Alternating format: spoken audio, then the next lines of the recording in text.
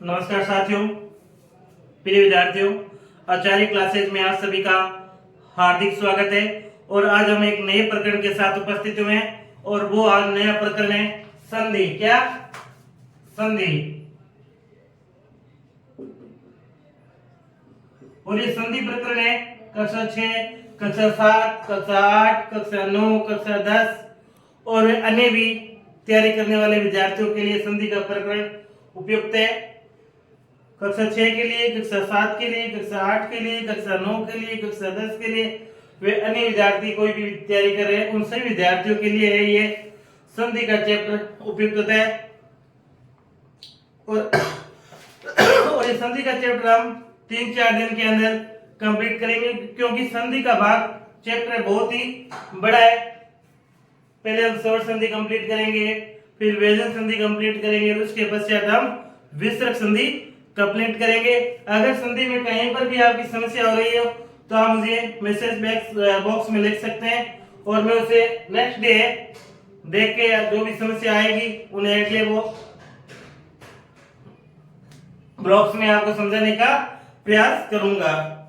तो संधि किसे कहते हैं? तो संधि की बिल्कुल हमें सरल से सरल परिभाषा को देखते हुए बढ़ना है। तो संधि किसे कहते हैं? दो या दो से अधिक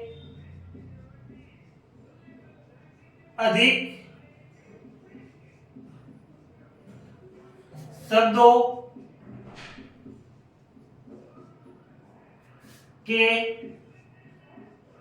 के योग को संधि कहते हैं। क्या कहते हैं? संधि कहते हैं।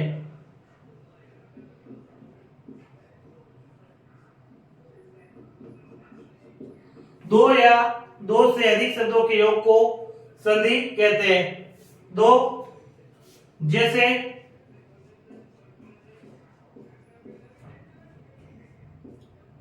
अ प्लस अ मिलकर के क्या बना? आ बना। यानी छोटा स्वर और छोटा स्वर मिलकर क्या बना? बड़ा आ बन गया। क्या बन गया? आ। जिसे छोटी ई प्लस छोटी ई मिलके क्या बन गया? बड़ी ई बन गया। क्या बन गया? बड़ी। जैसे उ प्लस उ मिलके क्या बन गया? बड़ा उ बन गया। जैसे विद्या प्लस आर्य, विद्या प्लस आर्य क्या बन गया? विद्यालय। क्या बना? विद्यालय। विद्या प्लस आर्य बन गया विद्यालय। जैसे राम प्लस अनुज क्या बन गया? रामानुज।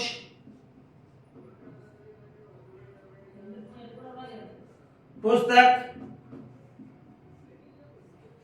प्लस आर्य क्या बना? पुस्तकालय। यानी दो या दो से अधिक शब्दों के योग को क्या कहते हैं? संधि कहते हैं। दो या दो से अधिक शब्दों के योग को संधि कहते हैं। यानी दो या दो से अधिक शब्दों से जो परिवर्तन होता है, यानी जो नया विकार आता है, शब्दों में नए जो विकार आता है, जो नया परिवर्तन होता है, उसे क्या कहते हैं? संधि कहते हैं। क्या कहते हैं? उसे संधि कहते हैं। जैसे अ प्लस अ मिलके क्या बन गया? आ में बन गया। ई प्लस ई मिलके क्या बन गया? बड़ी बन गई। उ प्लस उ मिलके क्या बन गया? बड़ा उ बन गया। विद्या प्लस आलय विद्यालय। क्यों? द्या के अंदर क्या है? आ की मात्रा है। इधर आश्रम है। क्या आश्रम है? हमेशा ध्यान रखना, प्रथम पद के अंत में हमें स्वर देखना होता है। प्रथम पद के अंतिम वर्ण है, प्रथम पद के अंतिम वर्ण में स्वर देखना होता है और द्वितीय पद के प्रारंभ में हमें स्वर देखना होता है। प्रथम पद के प्रारंभ में, प्रथम पद के अंतिम वर्ण में स्वर देखना होता है। प्रथम पद के किसमें? अंतिम वर्ण में। अंतिम वर्ण विद्या। ध्या में कौन सा स्वर है? आ। कौन सा स्वर है? आ। और ये द्वितीय पद के प्रारंभ में स्वर कौन सा आ, और आ मिलके क्या बना, वापिस आ बना। तो हमने क्या लिखा, पहला प्रथम विद्या में आ की मात्रा चली गई और ये भी आ हट गया, क्योंकि आ और आ मिलके क्या बन गया, वापिस आ। तो आ की मात्रा इधर शेष क्या बचा, लय, तो बना क्या, विधा ले।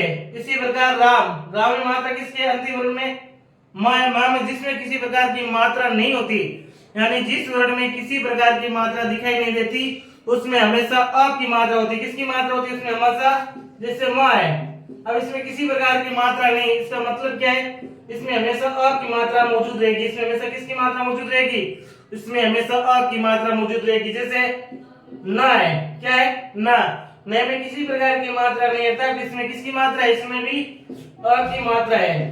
यानी जिस वर्ण में किसी प्रकार की मात्रा हमें दिखाई नहीं देती उसमें हमेशा अ की मात्रा होनी चाहिए, होती है। ध्यान रहे, उसमें हलंत नहीं होना चाहिए, क्या नहीं होना चाहिए, हलंत नहीं होना चाहिए। अगर उस वर्ण में हलंत है, क्या है, हलंत है, इसका मतलब क्या है कि वो वर्ण आधा है, क्या है, आधा है। यानी हलंत, हलंत का मतलब क्या है, वो वर्ण आधा हो गया, यानी जिस वर्ण से मां ने के हलंत, यानी ये आधा ने हो गया।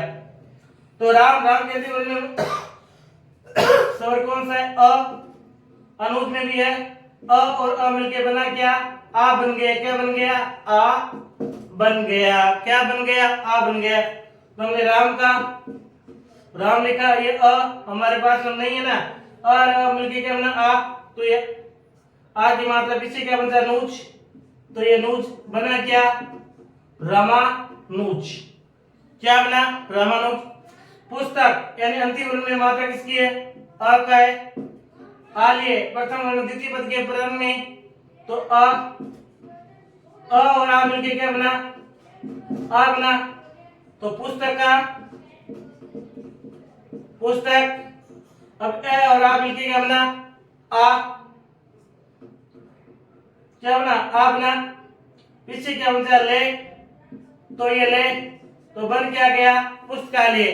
तो ध्यान देंगे, प्रथम पद के अंत में हमें वर्ण देखना है, प्रथम पद के अंत में हमें वर्ण देखना होता है और द्वितीय पद के प्रारंभ में हमें वर्ण देखना होता है। प्रथम पद के अंत में, प्रथम पद के अंत में जो वर्ण होता है उसमें कौन सा स्वर है, हमें यही देखना, बस ध्यान रहे, संधि का नियम यही है।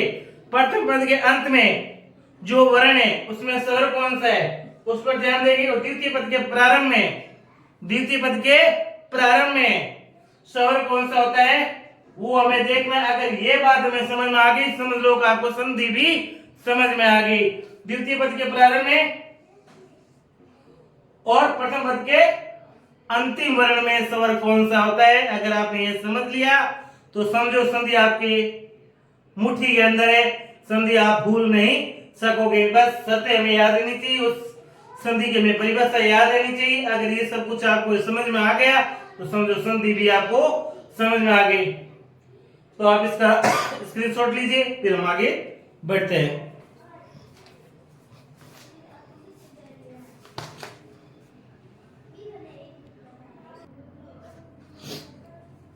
तो संधि का आपने स्क्रीनशॉट ले लिया पेज का, तो हम आगे बढ़ते हैं।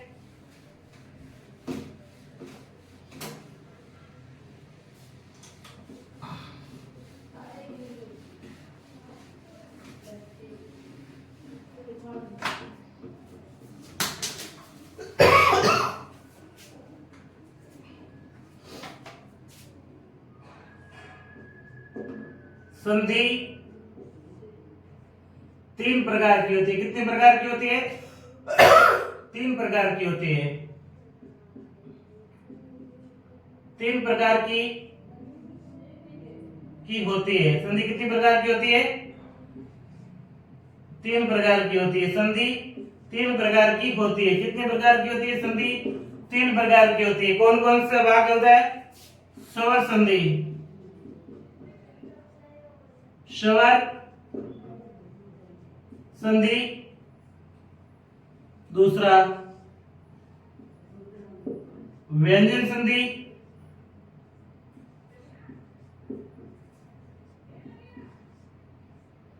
तीसरा विसर्ग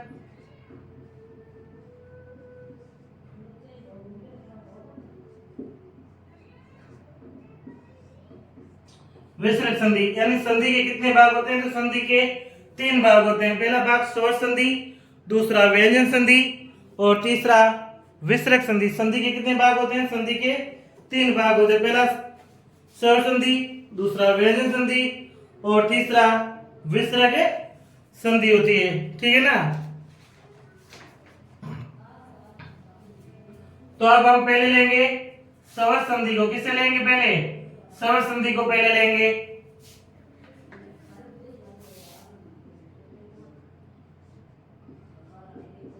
स्वर संधि, स्वर संधि की परिभाषा क्या है? दो स्वरों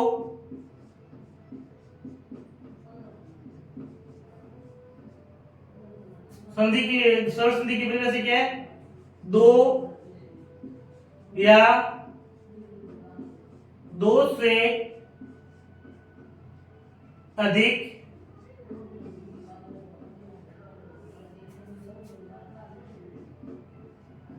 स्वरों के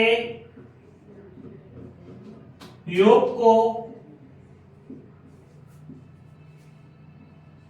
संधि कहते हैं। योग को स्वर संधि कहते हैं।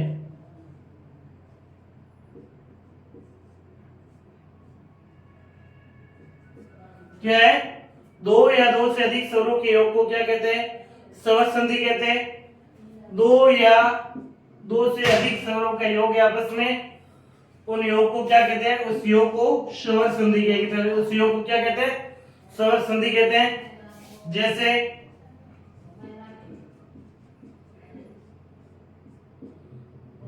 अ प्लस ए मिलके क्या बन गया? आ बन गया। क्या बन गया? आ बन गया। या आ प्लस आ मिलकर भी क्या बन गया? आ बन गया। जैसे विद्या प्लस अर्थी। क्या? विद्या प्लस अर्थी। प्रथम पद के अंत में देखो स्वर किसका है? मैंने एक ही बात कही थी, प्रथम पद के अंतिम वर्ण में हमें स्वर देखना है। प्रथम पद का अंतिम वर्ण क्या है? धा। और धा के अंदर स्वर कौन सा? आ। और द्वितीय पद के प्रथम वर्ण में स्वर देखना है तो क्या है? अ। आ और ए मिलके क्या बन गया? आ बन गया। यानी दो स्वरों के आपस के योग को, तो दोनों स्वर है ना, दोनों पदों के अंत में क्या स्वर है? तो स्वर। ये देखिए आ इधर आ गया, यानी अब आ हमारे पास में नहीं रहा शेष। आ भी हमसे लग गया क्योंकि आ और ए मिलके क्या बना? आ बना। इधर क्या है? विद, वी और ध्य, और इधर क्या है? रथी है। तो पहले हम क्या लिखेंगे? वी और ध्य। अभी आ और ये ए मिलके क्या बना? आ। तो ये आ। पीछे क्या बनता है? रथी। तो ये रथी बना। क्या? विद्यार्थी। समझ में आया? आया ना? तो आप इसका भी स्क्रीनशॉट ले सकते हैं प्यारे विद्यार्थियों। लीजिए स्क्रीनशॉट।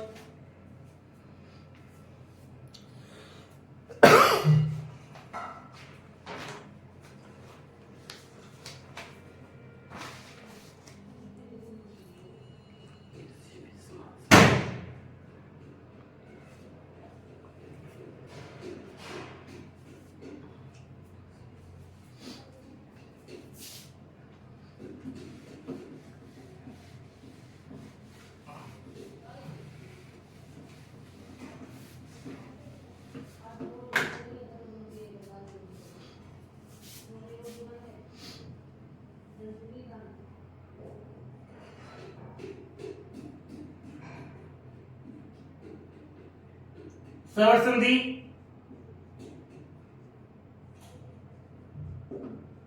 स्वर संधि के भेद।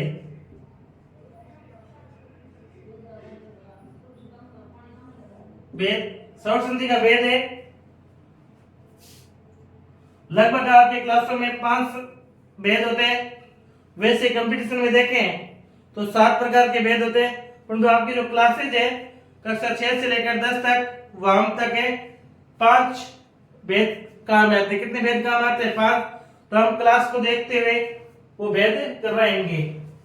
तो अभी मैं 5 भेद लिख रहा हूँ। कितने भेद? 5 भेद। तो सौर संधि के भेद 5। तो पहला भेद कौन सा हो गया? दृढ़ संधि।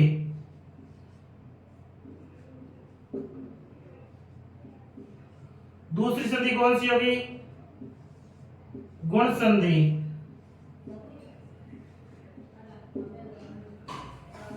तीसरी संधि कौन सी हो गई? वर्धी संधि। वर्धी संधि। चौथी संधि कौन सी होगी? यण संधि। यण संधि। और 5वीं हो गई अयादी संधि। यानी सौर संधि के कितने भेद हो गए? 5। नहीं आप लिख 7, 7 के साथ कुल भेद कितने थे? 7 करवा आपको 5 दूंगा क्योंकि आपके 5 काम आते हैं। छठा पररूप संधि।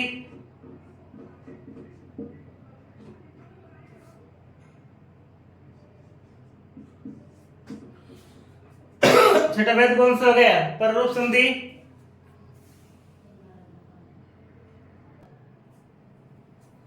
और 7वां भेद होता है पूर्व रूप संधि।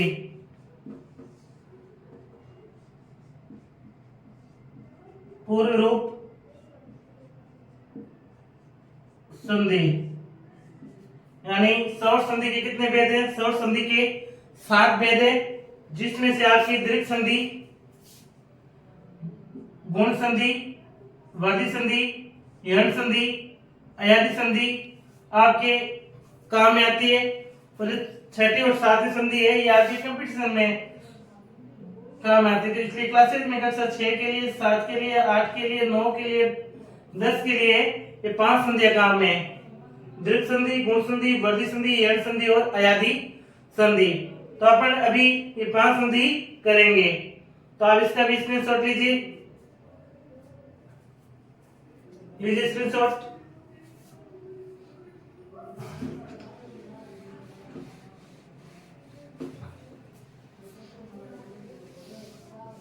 और सौर संधि का जो पहला भेद है दृढ़ संधि। कौन सा? दृढ़ संधि। तो परिभाषा क्या है? ह्रस्व स्वर या दीर्घ स्वर, दीर्घ स्वर के सामने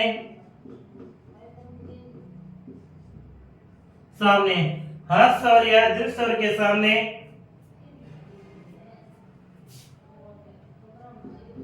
ह्रस्व स्वर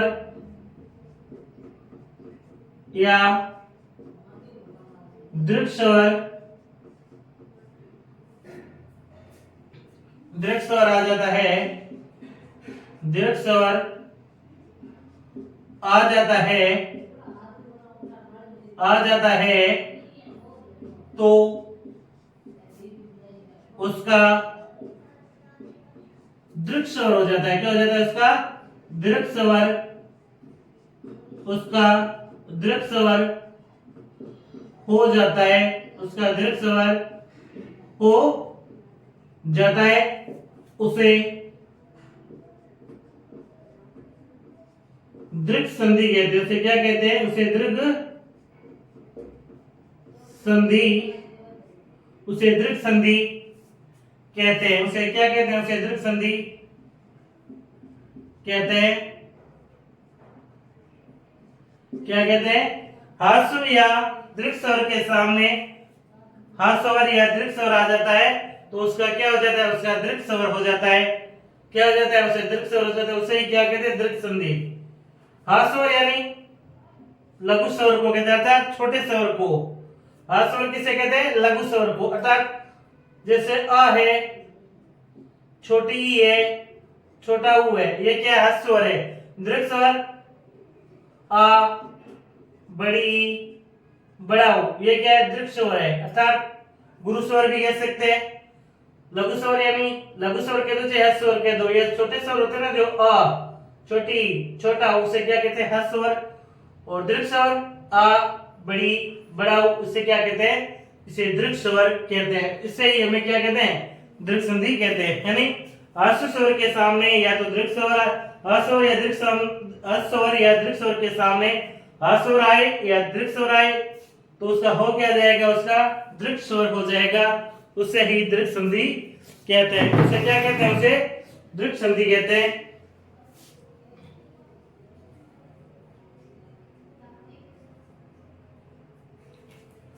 उसे क्या कहते हैं? उसे दीर्घ संधि कहते हैं। जैसे किस प्रकार से ह्रस्व के सामने दीर्घ आ जाए, ह्रस्व के सामने ह्रस्व आ जाए, जैसे यानी यथा, यथा जैसे अ के सामने आ जाए तो क्या बन जाएगा? आ बन जाएगा। यानी अ के सामने आ जाएगा, बन क्या जाएगा? आ। अ क्या है? ह्रस्व स्वर है, ये भी क्या है? ह्रस्व स्वर है, बन क्या गया? दीर्घ स्वर। यानी ह्रस्व स्वर प्लस ह्रस्व स्वर बन के बना क्या? बना दीर्घ स्वर। यानी ए धन अ बना क्या? आ बना अ धन आ बना क्या? आ बना। यानी अ और आ मिलकर भी क्या बना? आ। अर्थात ह्रस्व स्वर के सामने क्या आ गया? दीर्घ स्वर आ गया। ह्रस्व स्वर के सामने क्या आ गया? दीर्घ स्वर आ गया, परंतु बना क्या? दीर्घ स्वर बना। यानी ह्रस्व स्वर के सामने ह्रस्व स्वर आया तो भी क्या बना? दीर्घ स्वर। या ह्रस्व स्वर के सामने दीर्घ स्वर आया तो भी क्या बना? दीर्घ स्वर। या दीर्घ स्वर के सामने ह्रस्व स्वर आएगा तो भी क्या बनेगा? तो भी दीर्घ स्वर ही बनेगा। बना दीर्घ का दीर्घ है, चाहे ह्रस्व के सामने ह्रस्व आ जाए तो भी दीर्घ बनेगा, या ह्रस्व के सामने दीर्घ आ जाए तो भी दीर्घ बनेगा, या दीर्घ के सामने ह्रस्व आ जाएगा तो भी दीर्घ बनेगा, या दीर्घ के सामने दीर्घ आ जाए तो भी बनेगा आ। क्या बनेगा? यानी दीर्घ के सामने दीर्घ आ गया तो भी क्या बना? दीर्घ स्वर ही बना। ये तो अ का हो गया। या छोटी के सामने वापस छोटी, अर्थात ह्रस्व के सामने ह्रस्व आया फिर भी क्या बना? दीर्घ स्वर बना। या छोटी के सामने बड़ी ई आएगी तो भी क्या बनेगी? बड़ी ई ही बनेगी। या बड़ी के सामने छोटी ई आई तो भी क्या बना? बड़ी बनेगा। उसी प्रकार से बड़ी के सामने बड़ी ई आएगी तो भी क्या बनेगी? बड़ी ई ही बनेगी। ऊ के सामने छोटे ऊ के सामने छोटा ऊ आया तो भी क्या बना? बड़ा ऊ बना। या छोटे ऊ के सामने बड़ा ऊ आया तो भी क्या बना? बड़ा ऊ बना।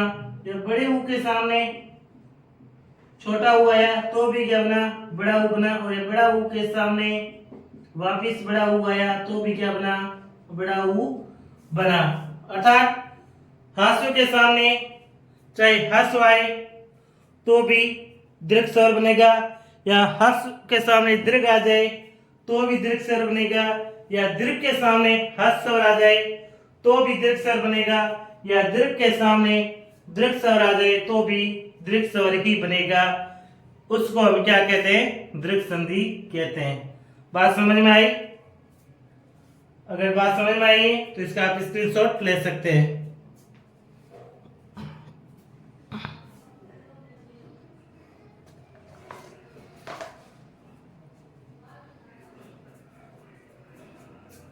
जैसे देते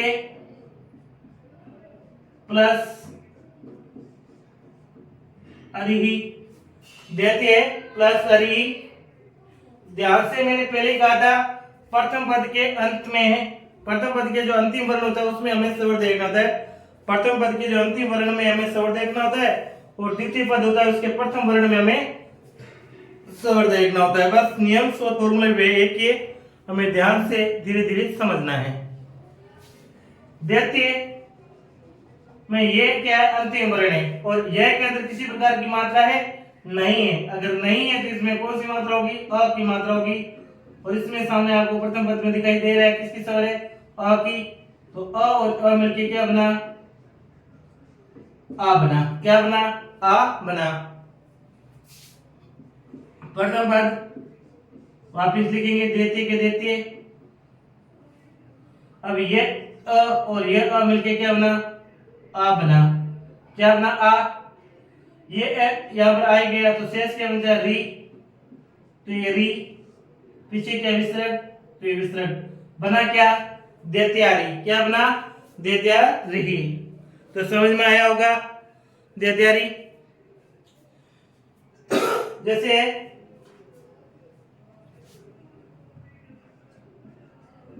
रतन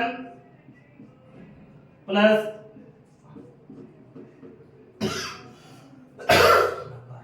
रतन प्लस आकार, क्या है, रतन प्लस आकार।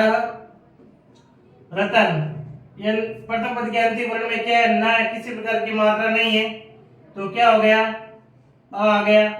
द्वितीय पद के प्रारंभ में क्या है, आ है तो ये आ और आ मिलके क्या बना, वापिस आ बना। यह अ और ये आ मिलके क्या बना, आ। तो यानी अब आ हमारे पास में नहीं है, इधर क्या बचा, केवल कार बचा। क्या बचा, कार। प्रथम पद हम क्या लिखेंगे, वापिस रतन का रतन। वैसे ध्यान दे, जैसे अ निकल गया इसमें सब निकल गया, ने आधा हो गया। क्या हो गया, ने आधा हो गया। ये अ और आ मिल ए और आ मिलके क्या बना, आ बना। ये रत्ना तो हलंत क्या हो गया, वापिस हट गया तो बन क्या गया, रत्ना। फिर बचा क्या पीछे, कार। तो ये कार और विसर्ग बना क्या, रत्नाकारः। क्या बना, रत्नाकारः। तो ध्यान से समझेंगे एक एक पद को, भली भांति समझेंगे और धीरे धीरे हम आगे बढ़ेंगे।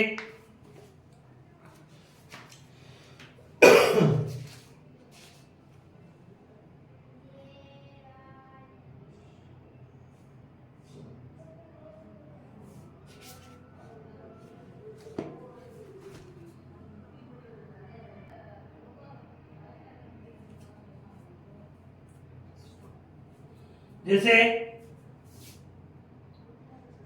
अभी प्लस अर्चना, अभी प्लस अर्चना। तो क्या इस दीर्घ संधि का है, देखिए इसमें स्वर क्या आ गया, ई। इसमें स्वर क्या आ गया, अ। क्या बताइए, अ और ई का कोई योग है, गुण संधि में नहीं है। गुण संधि में क्या होता है, दीर्घ संधि में क्या होता है, दोनों स्वर एक ही जैसे आना चाहिए। अ है तो सामने अ का बड़ा भाग आ सकता है, परंतु अ के सामने दूसरा स्वर नहीं आ सकता। नहीं आ सकता, इसमें अ के सामने अ है, ए का बड़ा भाई आ है। ई के सामने ई है, ई की बड़ी बहन ई है। ऊ के सामने ऊ है, ऊ का बड़ा भाई ऊ है, परंतु अ के सामने ई नहीं है। तो इसका मतलब क्या हो गया कि इसमें अभी आपकी ये आपका दीर्घ संधि, इसमें दीर्घ संधि का क्या ये उदाहरण नहीं है। क्या नहीं है, ये दीर्घ संधि का उदाहरण नहीं है। क्या नहीं है, दीर्घ संधि का उदाहरण नहीं है।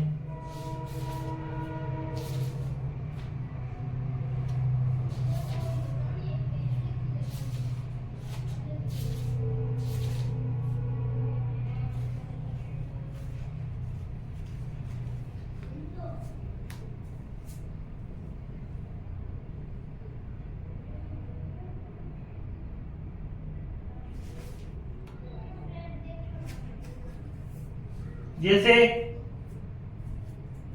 दीप प्लस अवली, क्या, दीप प्लस अवली। ध्यान से समझेंगे, प्रथम पद के अंत में क्या है, अ है प्रथम पद के अंत में क्या है? अ है। द्वितीय पद के प्रारंभ में क्या है? अ है। दोनों मिलके क्या बना? अ और अ मिलके क्या बना? आ बना। क्या बना? आ बना। तो दीप का हम दी वापिस लिख देंगे।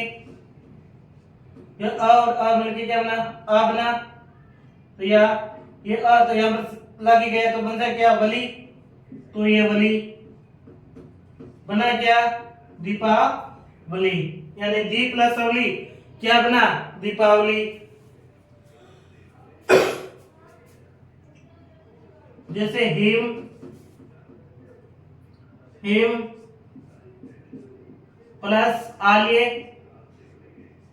क्या? हिम प्लस आलिए। म में क्या है? अ, इधर आ, अ और आ मिलके क्या बना? वापिस आ। तो हिम का हिम और आ के बना बनके क्या बना? आ। शेष के बचा लय बना क्या? हिमालय। क्या बन गया? हिमालय। तो प्रिय विद्यार्थियों, अब आप इसका स्क्रीनशॉट ले सकते हैं।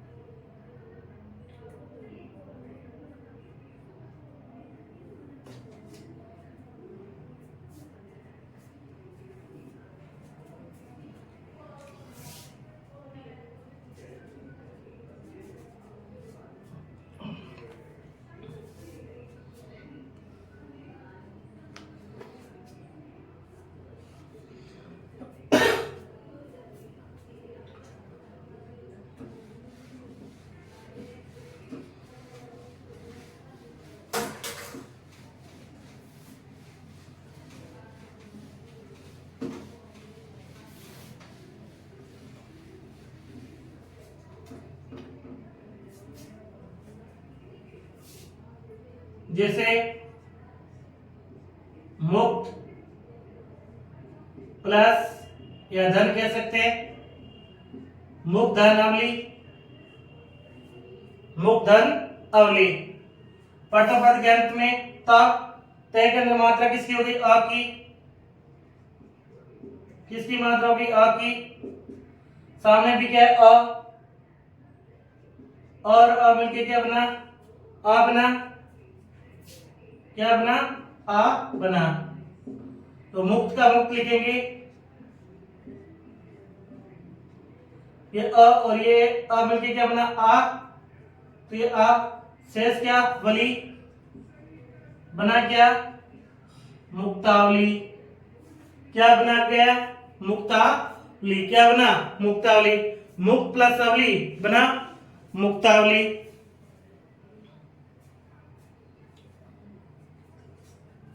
जैसे कविता प्लस अवली। क्या? कविता प्लस अवली। प्रथम पद के अंत में स्वर किसका है? आ का। इधर स्वर किसका? अ का। आ और अ मिलके क्या बना? आ। ये अ हमारे पास में नहीं है और ये भी अ हमारे पास में नहीं, क्योंकि ये दोनों मिल गए यानी खर्च हो चुके हैं। अ और अ मिलके क्या बना?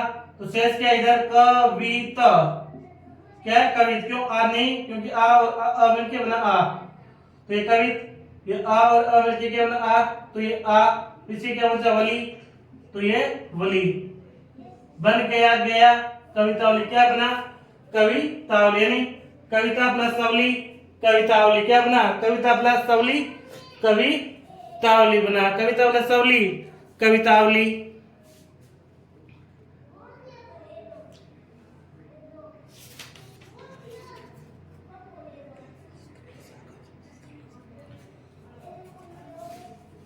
जैसे शस्त्र प्लस अग्रह, त्रय में मात्रा किसकी है? अ की। इधर क्या है? आ, और आ मिलके क्या बना वापिस? आ, यानी ये और ये आ मिलके तो क्या बन गया? आ। तो शस्त्र का शस्त्र, इधर शेष क्या बचा? गार, तो ये गार नहीं, शस्त्र का शस्त्र, ये और आ मिलके क्या बना? आ, तो ये आ की मात्रा पीछे क्या बन? गार, तो ये गार और ये विसर्ग, तो विसर्ग, तो बन क्या गया? शस्त्रागारे। क्या बन गया? शस्त्रागारे। क्या बना? शस्त्रागारे। जैसे पुण्य, पुण्य प्लस आत्मा, पुण्य प्लस आत्मा। प्रथम अधिकार में स्वर किसका है? अ का। इधर स्वर किसका है? आ का। अ और आ मिलके क्या बना? आहा बना। क्या बना? आ। तो पुण्य का पुण्य, ये दोनों मिलके क्या बना? आ, तो ये आ पंचा क्या? तमा, तो ये तमा बना क्या? पुण्यात्मा। क्या बना? पुण्यात्मा बना। क्या बना? पुण्यात्मा बना।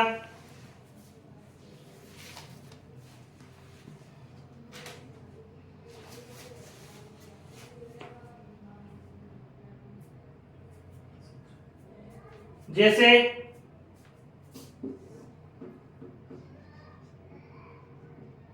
मही प्लस, या मही प्लस इंद्र भी बोल सकते हैं। मही प्लस इंद्र,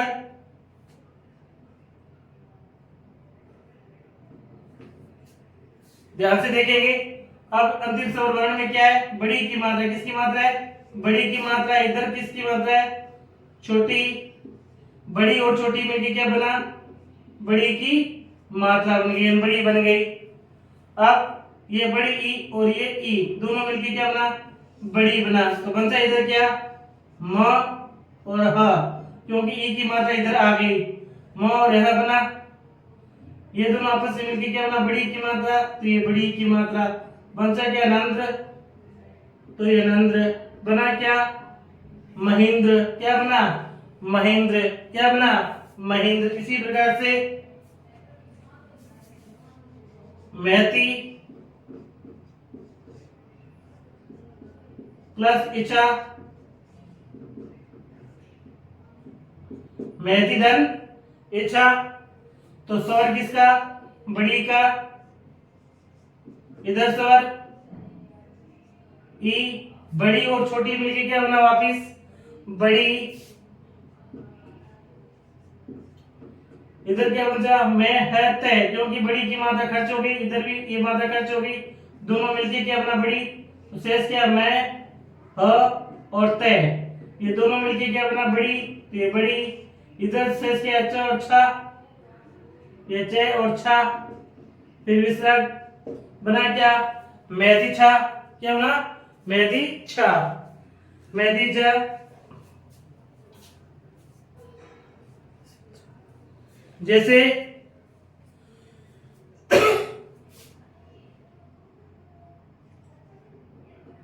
फणी प्लस इंद्र, फणी प्लस इंद्र है, तो अंतिम वर्ण में मात्रा किसकी? बड़ी की, तो ये बड़ी की। इधर मात्रा ई की, तो ये ई, बड़ा ई और छोटी मिलके क्या बना? बड़ी। फ और ण का फ और ण, क्योंकि ई की मात्रा इधर खर्च हो गई, ये भी की मात्रा खर्च हो गई, दोनों मिलके क्या बना? बड़ी। तो ये ई और ई मिलके क्या बना? बड़ी, तो ये बड़ी ई। पीछे क्या बचा? नंद्र और न और द्र, तो न और द्र है, तो बना क्या? फणींद्र। क्या बन गया? फणींद्र। क्या बन गया? फणींद्र। फणी प्लस इंद्र बना क्या? फणींद्र। फणी प्लस इंद्र क्या बन गया? फणींद्र बन गया। जैसे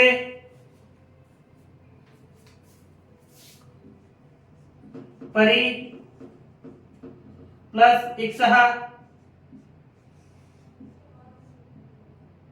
मात्रा किसकी? बड़ी की, छोटी की। री में मात्रा किसकी? छोटी की ना, इधर क्या बड़ी है, छोटी और बड़ी मिलके क्या बना, बड़ी। तो ये ई और ये ई बन के बड़ी, तो इधर क्या बन गया, वर्तमान शेष क्या, प और र, पर। ये दोनों मिलके क्या बना, बड़ी, तो ये बड़ी। इधर शेष क्या है, सा, तो बना क्या, परीक्षा। क्या बन गया, परीक्षा। तो स्क्रीनशॉट लीजिए फिर विद्यार्थियों, फिर हम आगे बढ़ते हैं।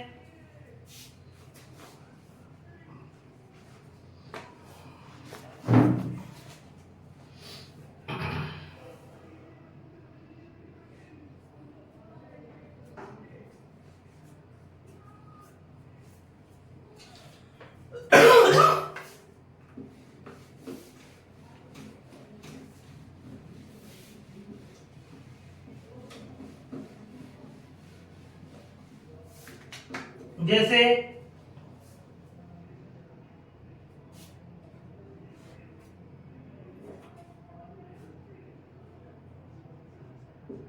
भवती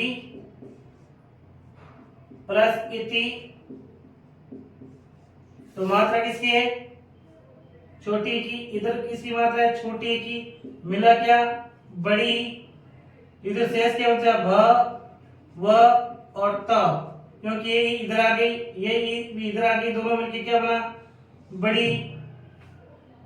तो इधर कौन शेष बचा, क्या, ती, बना क्या, भव तिथि, भव तिथि। इसी प्रकार से v प्लस 61,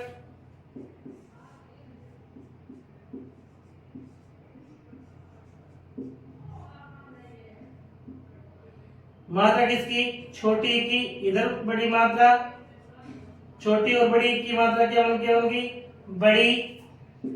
तो शेष क्या बचा, ये क्या बन बड़ी, तो ये बड़ी। शेष क्या, शक, तो शक बना क्या, विक्षक। क्या बन गया, विक्षक। समझ में आया फिर विद्यार्थियों। अब हम ऊ के उदाहरण करते हैं। जैसे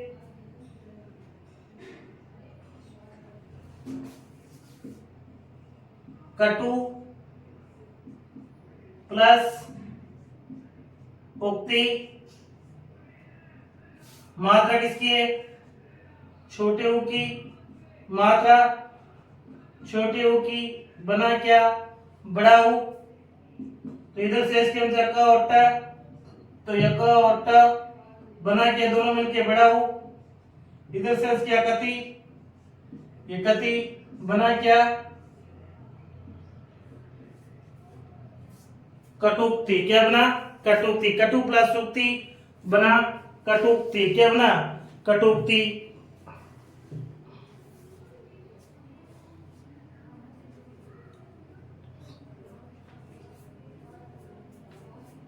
जैसे भू धन उष्मा, मात्रा किसकी, बड़े ऊ की। इधर मात्रा किसकी, छोटे ऊ की, दोनों मिलके क्या बना, बड़ा ऊ बना। बना नहीं बना, मात्रा किसकी, बड़े ऊ की, इधर छोटे ऊ की, बड़ा ऊ और छोटा ऊ मिलके क्या बना, बड़ा ऊ। तो प्रथम वर्ण में क्या बनता है, शब्द में ब बनता है, क्योंकि ये ऊ इधर आ गया, ये ऊ भी इधर आ गया, दोनों मिलके क्या बना, बड़ा ऊ। पीछे क्या, समा, तो ये समा बन गया। भूष्मा, क्या बन गया, भूष्मा। भू प्लस उष्मा, भूष्मा।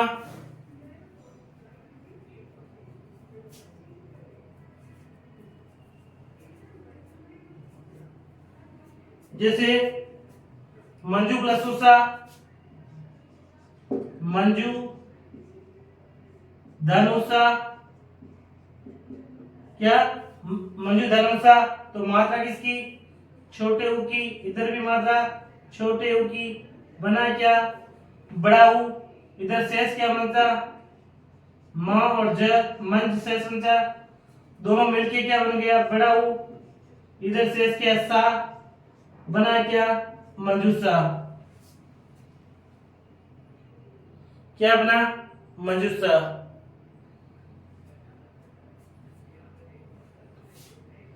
जैसे मधु धन उत्सव, मधुधन उत्सव, मात्रा किसकी छोटे ऊ की, इधर मात्रा किसकी छोटे ऊ की, बना क्या बड़ा ऊ, क्या बना बड़ा ऊ। शेष क्या रहेगा म और ध, म और ध दोनों मिलके क्या बना बड़ा ऊ, तो ये बड़ा ऊ। शेष क्या तस्व, ये तस्व बना क्या मधुस्व, क्या बना मधुस्व बन गया, क्या बन गया मधु उत्सव बन गया, क्या बन गया मधु उत्सव बन गया।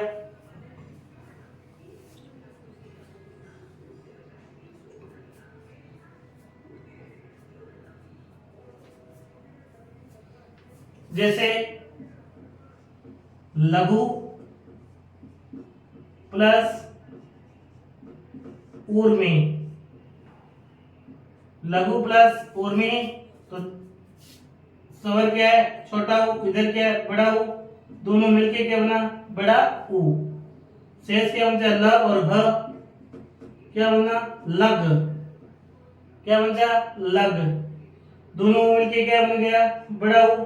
तो इधर बन सी क्या रमी, तो ये रमी बना क्या लगूर्मी, क्या बना लगूर्मी। ऊ और ऊ बड़ा ऊ, ल और ग दोनों मिलके क्या बना बड़ा ऊ। शेष क्या बन जाए रमी, तो बन गया लगूर्मी। जैसे वधु प्लस उत्सव,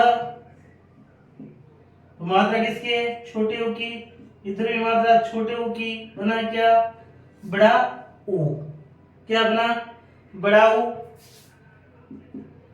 शेष क्या बचा इधर प्रथम वर्ण में व और ध दोनों मिलके क्या बना बड़ा ऊ। इधर शेष क्या तस्व, यह तस्व बना क्या वधुस्व, क्या बना वधुस्व। तो स्क्रीनशॉट लीजिए प्यारे विद्यार्थियों।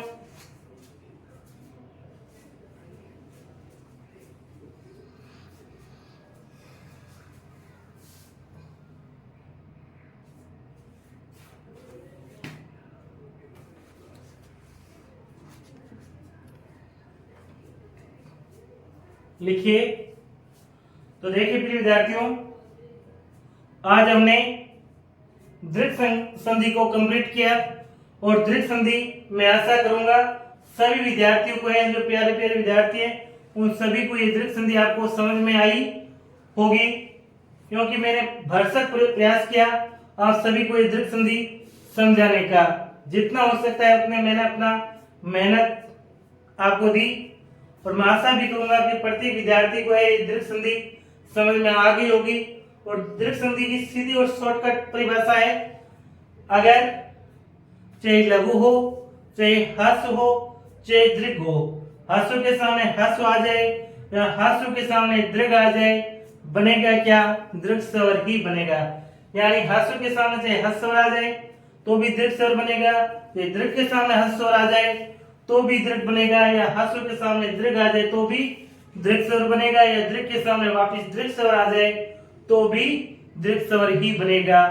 यह आपकी शॉर्टकट दीर्घ परिभाषा दीर्घ संधि की परिभाषा है। यानी चाहे ह्रस्व के सामने दीर्घ आ जाए चाहे दीर्घ के सामने ह्रस्व आ जाए, बनेगा दीर्घ का दीर्घ स्वर ही, क्या बनेगा दीर्घ का ही दीर्घ स्वर। तो इसे आप क्या कहते हैं दीर्घ संधि कहते हैं। तो प्यारे विद्यार्थियों, आज हम इस क्लास को यहीं पर समाप्त करते हैं। अगर मेरे द्वारा दी गई ये जानकारी आपको अच्छी लगी हो, अगर आपको दीर्घ संधि समझ में आ गई हो, तो ये ब्लॉग्स आप लाइक शेयर सब्सक्राइब करें। नमस्कार, जय हिंद।